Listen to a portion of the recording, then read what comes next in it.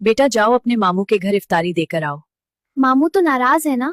बेटा तुम दे आओ, देखना इस मुबारक महीने के सदके वो मान जाएंगे। हाँ जी, तुम क्या लेने आई हो यहाँ पे? क्यों भेजा तुम्हारी माँ ने? मामू अम्मा ने आपके लिए इफ्तारी भेजी है। अपनी अम्मा को कहो ये इफ्तारी अपने घर संभाल के रखे।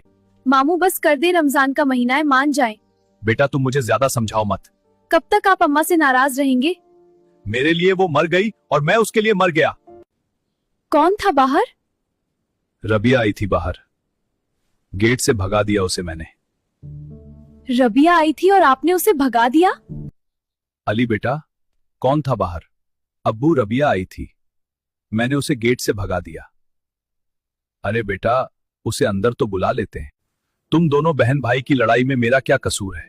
मेरी नवासी आई थी, मैं उसे अपने पास बिठाता, उससे बातें करता, उसे अपने गले से लगाता। अरे अब्बू, मेरे हाथ जोड़े देख लें, अब आपकी मेहरबानी, आप शुरू मत हो जाना। अली, अब्बू से तमीज से बात करो। पता नहीं तुम दोनों बहन भाई की लड़ाई कब खत्म होगी। आपकी बेटी का कसूर है, उसने इस जायदाद में से हिस्सा मांगा था और उसी दिन मेरा रिश्ता उससे खत्म हो गया। अली, उसने अपने बाप से हिस्सा मांगा था, तुम्हारे हिस्से में से थोड़ी ना मांगा था। जितना हक मेरी जायदाद पर तुम्हारा था, उतना ही हक मेरी बेटी का भी था। और जिन दिनों मैं जायदाद का बंटवारा कर रहा था, उन दिनों मेरी बेटी के घर के हालात बहुत कमजोर थे।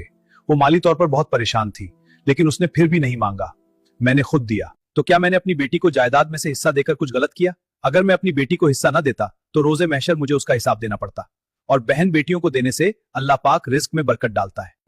और बदनसीब है वो शख्स जो बहन और बेटी का हक खाए। तुम अपनी बहन के घर जाओ और उससे माफी मांग लो, तुम देखना अल्लाह कितना राजी होगा। अब्बू, आप बिल्कुल ठीक कह रहे हैं, मैंने जो किया बहुत गलत किया।